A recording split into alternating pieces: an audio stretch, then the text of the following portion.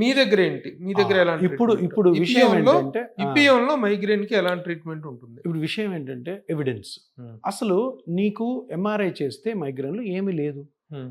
So బ్రెయిన్‌ని ఏం touch చేయాల్సిన అవసరం మరి నొప్పి ఎందుకు వస్తుంది? హ్మ్. సరే సిమ్టమ్‌నే మనం ట్రీట్ చేద్దాం. నొప్పినే ట్రీట్ చేద్దాం. కారణం తెలీదు. హుహు. సైకలాజికల్ ఆస్పెక్ట్స్ ఏమన్నా ఉన్నాయా ట్రిగరింగ్ ఫ్యాక్టర్స్? హుహు. ఫీమేల్స్‌లో ఏదో డొమెస్టిక్ ఇష్యూస్ ఉండొచ్చు, పిల్లలు ఉండొచ్చు, హస్బెండ్ ఉండొచ్చు, ఇన్‌లాస్ ఉండొచ్చు, మదర్, ఫాదర్ ఏదన్నా ఉందనుకోండి దాన్ని ఫస్ట్ కంట్రోల్ చేయాలి. హ్మ్. సో దాన్ని తీసేయాలి. అంటే ఫ్యామిలీతో అందరితో మాట్లాడాలి.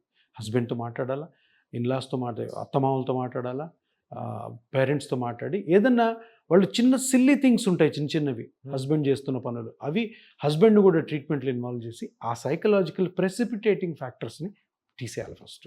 ఇది అంటే మన చేతిలో ఉన్నది సింపుల్ది. హ్మ్. అమ్మాయి చెప్తుంది, సార్ ఇది జరుగుతుంది సార్, నాకు ఇష్టం లేదు, నేను ఉద్యోగం చేయాలనుకుంటున్నాను, నన్ను ఉద్యోగం చేయనివ్వట్లేదు వీళ్ళు, నాకు ఎక్కువ పని చెప్తున్నారు ఇట్లాంటి. అది అయిన తర్వాత మెడికల్ అంటే యూ మీన్ మీరు చెప్తున్న దాన్ని బట్టి it is a neuro cum psychological neuropsychiatric disease అంతే. న్యూరోసైకియాట్రిక్ డిసీజ్ మైగ్రేన్ అనేది. నీకు ఏ కారణం లేనప్పుడు ఒక ఒక స్ట్రక్చరల్ డ్యామేజ్ లోపల లేదన్నప్పుడు నొప్పి ఎందుకు వస్తుంది?